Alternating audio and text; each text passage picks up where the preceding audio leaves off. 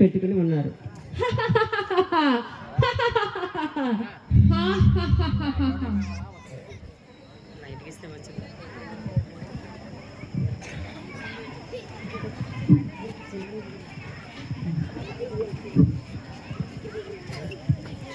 ఎరా సూపర్,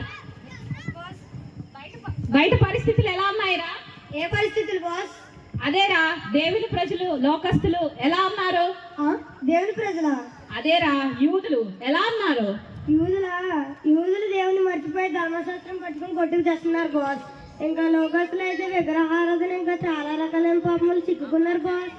అందరూ మనతో పాటు పాతాళంకి రావాల్సిందే బాస్, వారికి ఇంకా ఆప్షన్ లేదు. మరి దేవుడు ఏం చేస్తున్నాడ్రా?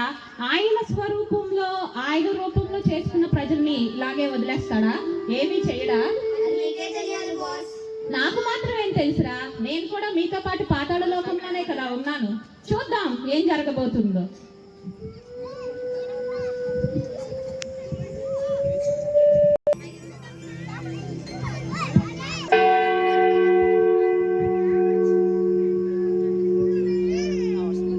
For God so loved the world that he gave his only begotten Son, and those who believe in him shall not perish.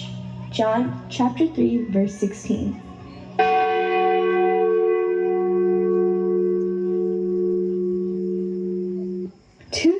Years ago, on a cold December night in Bethlehem, under starry skies and witnessed by the shepherds, Joseph and Mary welcomed their newborn child into this world. And thus, Jesus the Savior was born. And we forever in remembrance celebrate Christmas.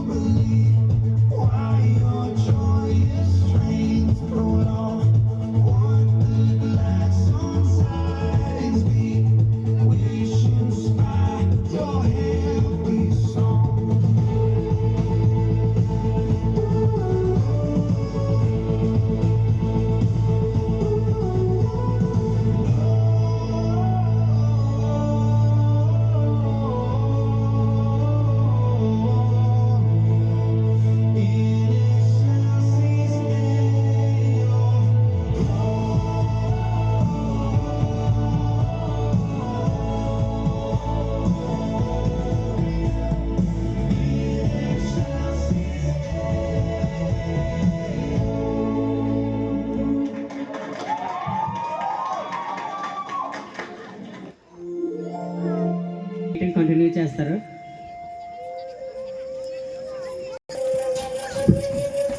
Boss boss pump పడిగింది boss. ఏం మాట్లాడుతున్నారా? పంపులు ముంచేది మనమే కదా. పడిగింది మన పంపే boss. మన పంప మునగలేంట్రా? ఏం మాట్లాడుతున్నావు? దావీదు పట్టణంలో నేడు రక్షకుడు పుట్టాడంట బాస్. అవును బాస్, కానీ అయిన మరి కనుకోమందు పసుపాకలో యేసు జన్మించాడు బాస్. ఈ విషయం మీకు ఎలా తెలుసు? దేవదూతలు ఈ విషయాన్ని అక్కడున్న కొర్రెల కాపరులు చెప్పారు. వారు ఊరంతా చెప్తున్నారు బాస్. అంతేకాదు తూర్పు దేశపు జ్ఞాని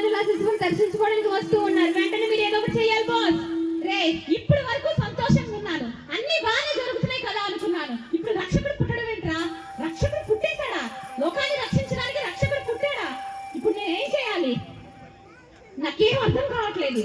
నేనేం చేయాలి? అయ్యో, వచ్చింది ఆలోచన.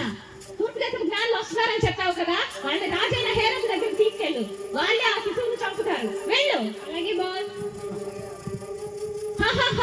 ఎలా ఉందిరా నా పన్నాగం? కుట్రలతో మిమ్మల్ని కొట్టేవాడే లేడు బాస్.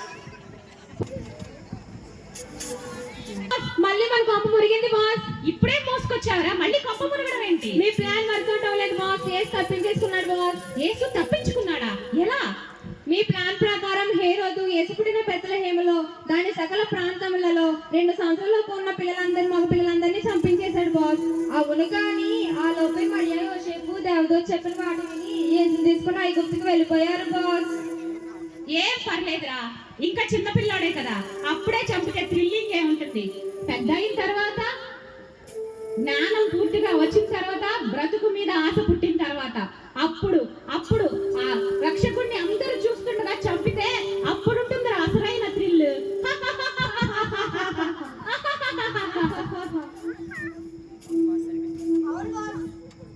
అవును బాస్, సరిగ్గా చెప్పారు. సరే, నువ్వు వెళ్ళి యేసుని గమనిస్తూ ఉండు, ఎప్పటికప్పుడు నాకు అప్డేట్స్ చెప్తూ ఉండు. అలాగే బాస్.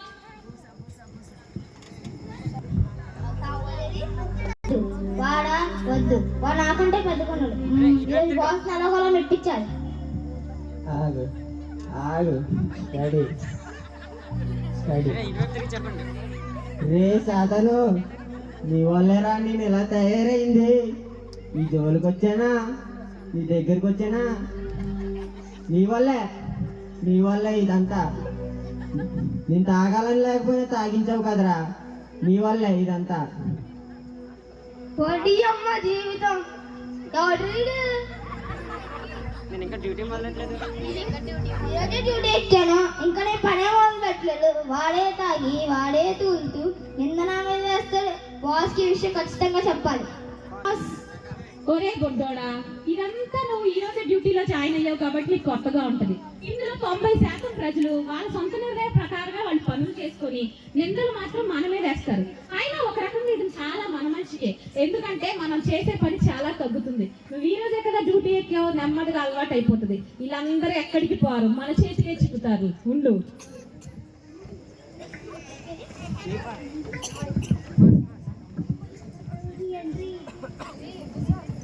బాస్, యేసు 30 సంవత్సరాల వయసుకు వచ్చాడు. దేవుని రాజ్య సువార్త పరిచర్య కూడా మొదలు పెట్టేశాడు బాస్. అవునా? ఈ విషయం నాకు ముందే తెలుసురా. నీకెలా తెలుసు బాస్? యేసు సువార్త పరిచర్య మొదలు పెట్టే ముందు 40 రోజులు ఉపవాసం ఉండగా నేను వెళ్ళి అతన్ని కలిశాను. అతని ఉపవాసాన్ని భగ్నం చేయడానికి శతవిధాలా ప్రయత్నించాను, కానీ యేసు నా వలలో పడలేదు. చివరికి అతని దైవత్వాన్ని కూడా శంకించాను. నువ్వే దేవుడు అయితే ఈ రాత్రిని రొట్టిగా చేసుకొని తినమని చెప్పాను. అయినా నా వల్ల చిక్కలేదు. అతని పడేయడం నా వల్ల కాదు. He's very tough. మాత్రమే కాదు బాస్, ఆయన యేసు ఇప్పుడు చాలా ఫేమస్ అయ్యారు బాస్. దేవుని పరిచర్యకు జనాలు తండోపతండాలుగా వస్తున్నారు బాస్. ఆయన కీర్తి ప్రక్క దేశాలు కూడా వ్యాపించింది బాస్. ఓ, అయితే ఇదే సరైన సమయం. నువ్వు వెళ్ళి యేసు పరిచర్య చేస్తున్న ప్రదేశాలన్నింటిలో శాస్త్రుల్ని, పరిసయ్యుల్ని, సద్దుకయ్యుల్ని అందరినీ రెచ్చగొట్టు. వాళ్ళే యేసుని రాళ్లతో కొట్టి చంపేస్తారు. Okay boss. ఏరా, ఎలా ఉంది మన పన్నాగం? ఈసారైనా వర్కౌట్ అవుతుందంటారా? తప్పకుండా ఫలిస్తుంది బాస్. ధర్మశాస్త్ర విషయంలో శాస్త్రులు, పరిసయ్యులు, సద్దుకాయలు, ప్రధాన యాజకులు చాలా పరిచయం ఉంటారు బాస్. యేసును ఖచ్చితంగా చంపేస్తారు. ఇక ఎవరికి రక్షణ అనేది ఉండదు బాస్. అందరూ మనతో పాటు పాతాళంలో ఉండాల్సిందే. నిత్య నరకాగ్నిలో శిక్ష అనుభవించాల్సిందే బాస్. అయితే ఈ విజయాన్ని మనం సెలబ్రేట్ చేసుకోవాలి.